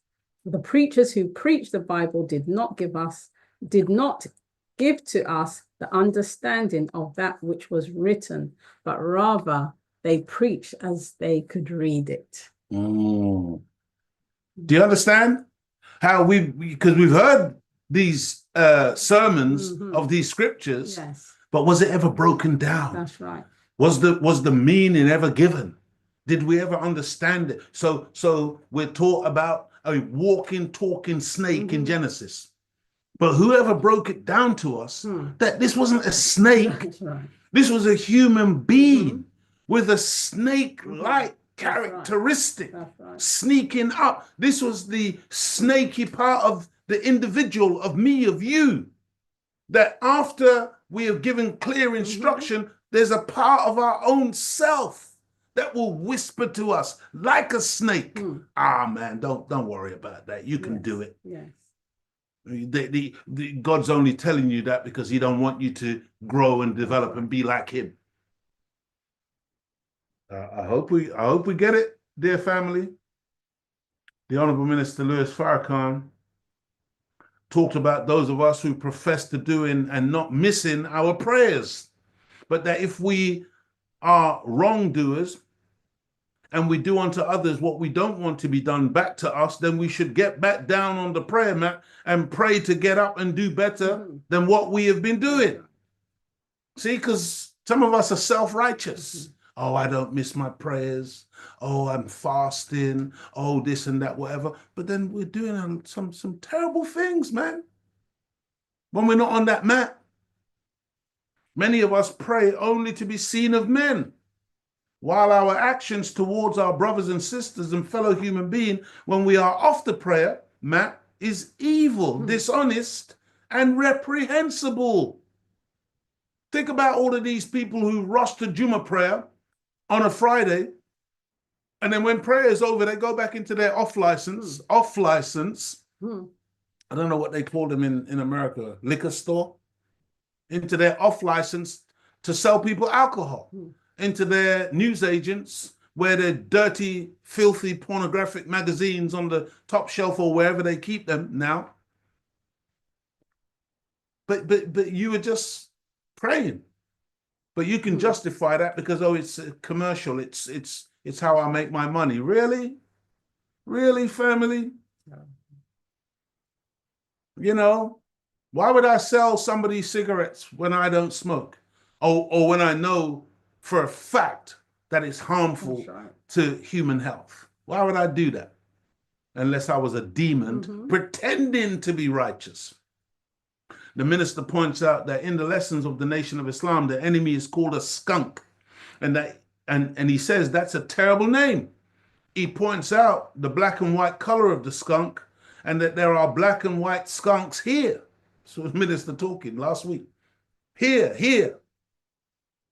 In the audience, maybe. He didn't say that. I'm saying when the minister said there are black and white skunks here, is he talking about in the audience? This could be any of us watching right now with black skin and a white supremacist mindset. It's a skunk.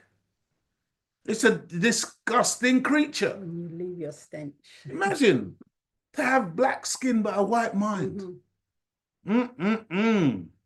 Because, dear family, all our lives, and I want you to really understand what I'm saying here, all our lives, we have known nothing other than the white man's world and his mind, which is an honor-like mind of God. It's diametrically opposed to God's mind.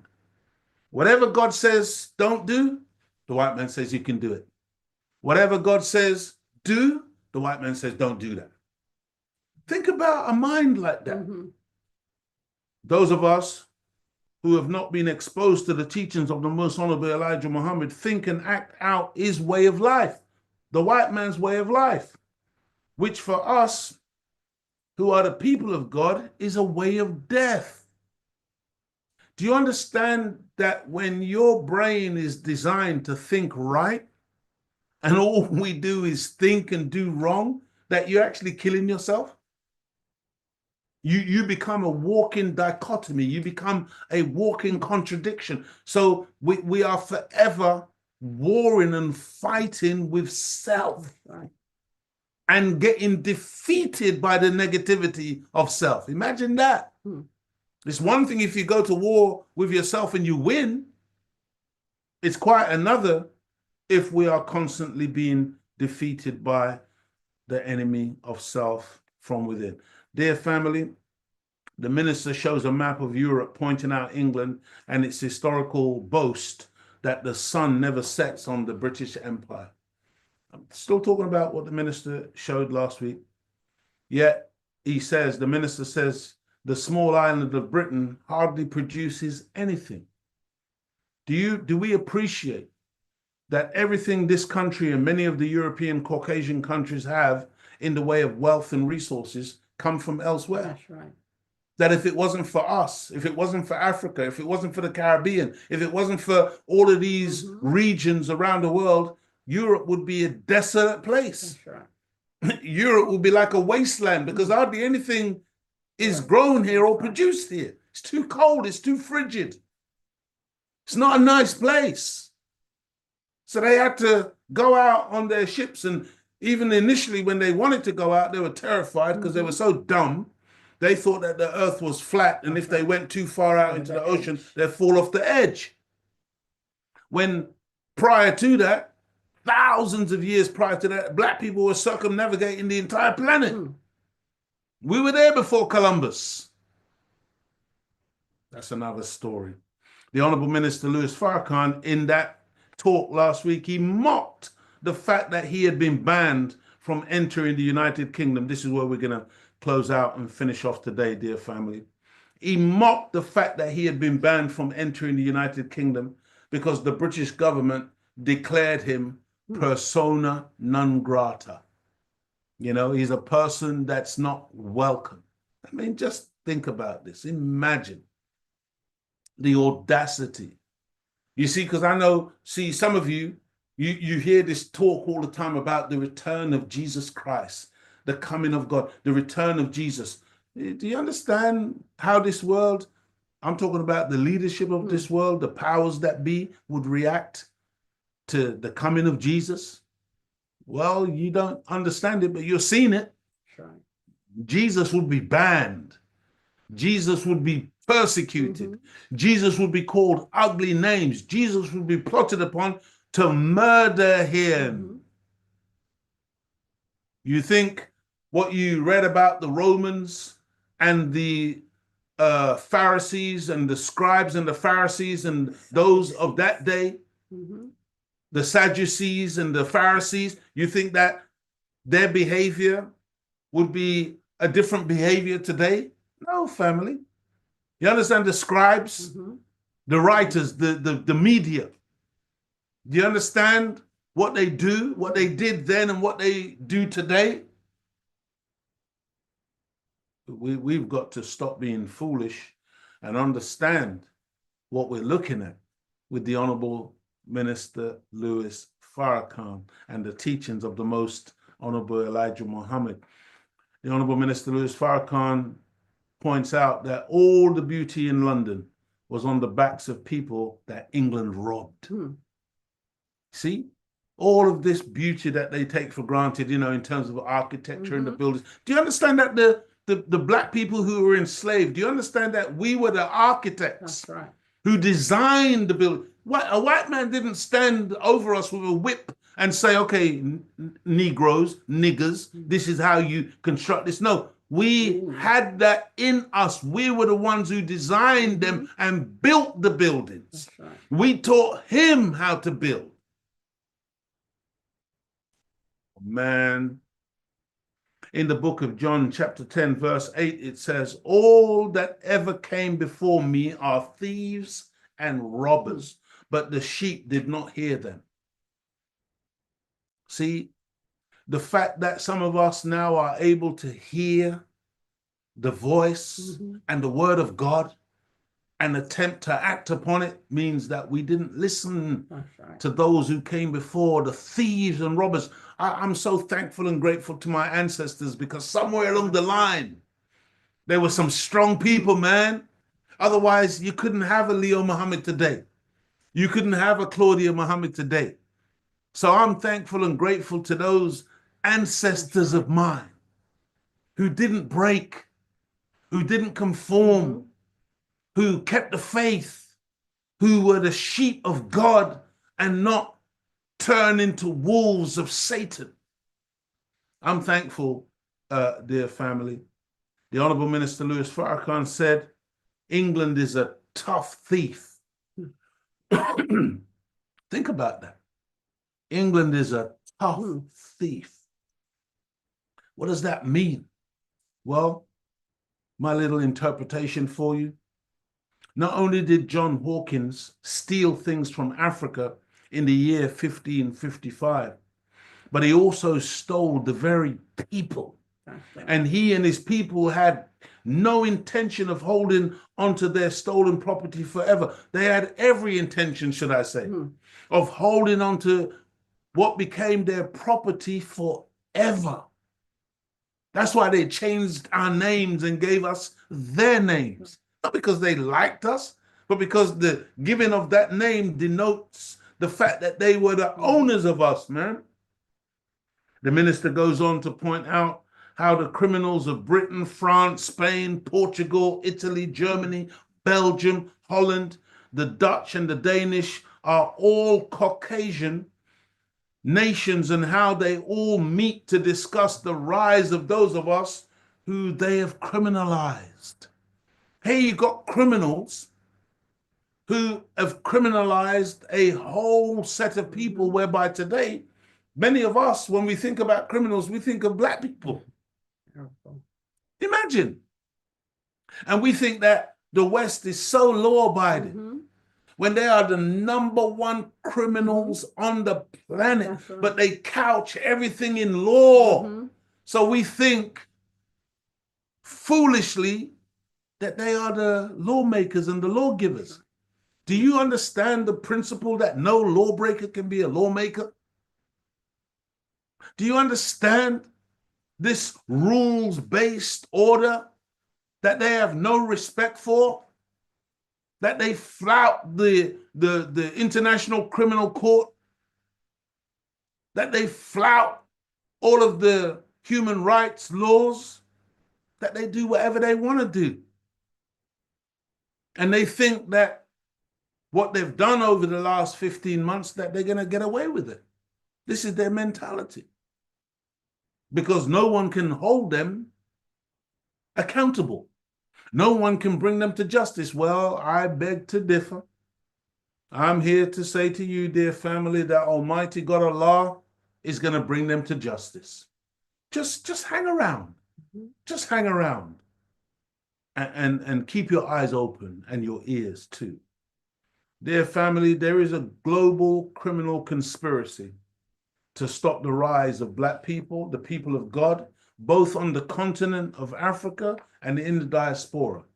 But I'm here to declare to you, as the Honorable Minister Louis Farrakhan declared before, that there is no power in the heavens or in the earth beneath that can stop our rise today. Right. It is written and it is ordained by Almighty God Allah. Go ahead, Sister Claudia. From our Savior has arrived. The black man must be awakened to the knowledge of self, that he is not what the white race has taught him to be. He must come out of this hopeless state. He thinks he is worthless. He should be brought into a state of worthiness and the knowledge and reality of his great place, into which Allah God, in the person of Master Fard Muhammad, will put him. He is to place him on top and not the bottom. Wow. Because the bottom is where he is today. Come on. And make him no more the tail, but the head. He is to become the head of civilization of the new world, or a new heaven or earth. He is not to rule over this people, but he is to be the ruler of self, after the rule of the Caucasian wicked world. Beautiful, Praise sister. be to Allah. Beautiful. I can see 75 likes. We should have a lot more than that, family. And really, Sister Claudia has had the last word. I'm so thankful and grateful to all of you for really, being with us week in and week out. And I pray, family, that something that we say, that something that we share with you is really benefiting you and allowing you to grow and to develop and to change. Be ye not conformed to this world, but be ye transformed by the renewing of your mind. That's right. Think outside the box. That's right. Think now. This is the time for deep, contemplative thought. That's right. And come out of her, my people. Come out of her, my people. That's right. Be not partakers of her sins and her plagues, because her sins have reached all the way onto heaven. They're now disturbing the sensibility of God himself. That's right. And this is why their world has to be removed, because there's just too much corruption. Too much. There's too much Everything evil. is corrupt. Everything is corrupt. Every day, myself and my wife, we look at each other, we shake our heads. One thing after another. It's just like you have to wonder. I never forget hearing a story about how there was a dentist who was deliberately drilling holes in people's teeth. Which they all did, but that's why to be able to get money to do fillings when the person didn't need a filling. That's right. That's why you call them a damn teeth. Imagine you go to the mechanics and the mechanic he says, "Oh, you need your cam belt needs to be replaced, and there's nothing wrong with it." That would be £700, please. That was me, wasn't it? Oh, it's crazy, man. What a world. So corrupt. What a world. Nothing is straightforward. That's right, nothing. Everything is a damnable lie. That's right. Everything. So people can't trust. No. Thank you, family. I can see those likes going up all the time. Wonderful, wonderful. And we've got a family from Perth, Australia. Is there anything that we need to quickly touch base with some of the people? Read out from Perth? You might have to. This computer's gone dark. Oh, really? Yes, it's going to run. But I would like somebody to, I just want to go through our teaching. Somebody just say a number, please. Yeah. Our the Twitter sayings, these are all questions, 5,000. Put a number in the chat, family. From the public. And the Honourable Minister Louis Farrakhan answered all of the questions, and our beautiful brother Abdul Qiyam put them in these books. There's 4 volumes. So somebody just say a number. I can't see this, it's going dark. Any numbers? Put a number in the chat, family. Put a number in the chat so that Sister Claudia can find your number. Number 9. And read out the questions. Page 9. Yeah, page 9. Okay, let's have a look. Let's see. Oh, we've got somebody tuning in from Zimbabwe. Welcome. Praise be to Allah. Page 9. And I'm going to go with this one. Okay. Somebody asked the Honourable Minister Louis Farrakhan, Satan's work is done, correct or ending? The Honourable Minister Louis Farrakhan answers, Satan's time is up and his work is finished. He is now, believe it or not, an agent to bring about the will of Allah. Oh. So God is going to use Satan now That's right. to end his own world. And look at America and look at Satan casting out Satan. You That's see right. the internal war going on now That's between right. Trump and his detractors. That's right. Oh, keep an eye on that one, family, because they are destroying themselves That's from within. Did you want to? The question is asked about. Let me see. Where's that question? What is God's number? I think the number is 19, by the way. 19. 19. What is God's code in Islam? It's the number 19. On another occasion, we'll go deeper into that, dear family. Let me have a look. There's some more numbers, Sister Claudia. There's 13, there's 77. 77, okay. 77. Dear brother minister, will the Nation of Islam ever come to be with Al-Islam? The Honourable Minister Liz Farrakhan answers, we believe we're already of the world of Islam. The only difference is we believe the Mahdi is in the world and the promised Messiah was and is the Honourable Elijah Muhammad. So please understand that now. This is really important. You see, because the person is asking, do we believe that one day we're going to join onto real sort of Islam? Yes. No, the minister says we're already that. That's right. You see, and the difference between us is that we believe that God has come. That's right. That the Mahdi is here. See, we're not expecting him to come at some later stage in some other region or place. We believe that God has come and that he has raised a man up. That's right. And that man today is in power at the right hand of God on that wheel. We're going to talk about the wheel again soon, family. Right. Just very quickly, our Go brother ahead. Ishmael Cisse, who's been there from day one. Brother Ishmael Cisse. Where is he based? Sweden. He's in Sweden. Yes, Sweden, yes, that's Sweden. right, yeah. Okay, page 3. If Master Fard Muhammad is bringing in a new world and wisdom that has been predicted but never seen, would he be the originator of that world? The Honourable Minister Liz Farrakhan answers, yes. The scripture teaches that there will be a new heaven and a new earth, and the former things shall pass away.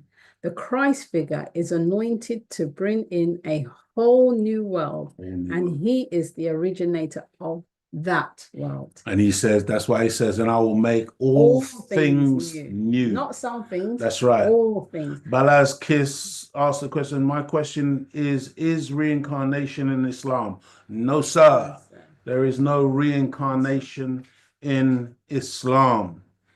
In Islam, we live this life to the fullness. And when we pass away, our bodies go back to the earth and we replenish the earth, and our spirit goes back to its maker, goes back to Almighty God Allah, the creator of the heavens and the earth. We are energy that cannot be destroyed. We really don't die. We just multiply.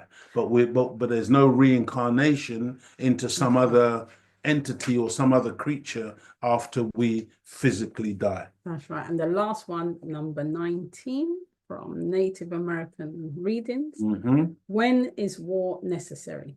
The Honourable Minister Liz Farrakhan answers, God has entered into the world and given to the world his Messiah. This is a declaration of war on this evil system of things that has destroyed human beings, poisoned the air, the water, the earth. God has declared that this wicked system of governance must end so that his kingdom can be established, so that every human being that lives on his earth can enjoy the fruit of the gift of life. Praise Wonderful way to end. Praise be to Allah. Allah. Thank you, family. Yes, get these books. Thank you, family. May Allah bless you all. Get these books. As we greet you, as we found you in the greeting words of peace. Assalamu alaikum. Don't forget, Sister Claudia will remind you what you should be doing throughout the week until we see you again, inshallah, Yes, next week. inshallah. Don't forget, tune into the Final Call Radio. You can go on your phone and download the app, go into your app store and download the Final Call Radio. You can listen to this radio 24 hours a day, 7 days a week. Feed your mind with God's word. And this, you are what you eat, not only physically, but spiritually. And this is how we will change, by feeding on right guidance. Don't forget also to subscribe to the Final Call newspaper, and this is the only newspaper that is unbought and uncompromised. You will get the truth and you will get knowledge and wisdom to feed your mind. You're not going to get some stupid comments of who's having an affair with who, or this garbage that we're being fed. And this, anyway, let's not go there. And don't forget, tune in to NOI.org, where there's over thousands of lectures by the Honourable Minister Louis Farrakhan. Come on, let's all feed our minds. Let's make a change. I'm tired of living in this satanic world. I've had enough of it. So I'm trying to improve myself. And the more you improve yourself, the more you're at peace with self, but the more you hate this world. And this is what we've got to do. Hate this world, because it's wrong, it's satanic, and we need to come out of her. And we can do so much better, family. Absolutely. And for those of you who are in the UK, this year, inshallah, we really want to be going up and down the country doing some things. So keep an eye out, listen out for when we are moving. Our Huddersfield family in the country, to our Huddersfield family. We're going to be coming Huddersfield. We're coming Birmingham. We're coming. We may even take Imagination on the road, live and direct. So look out. We got big things planned. May Allah bless you. Absolutely.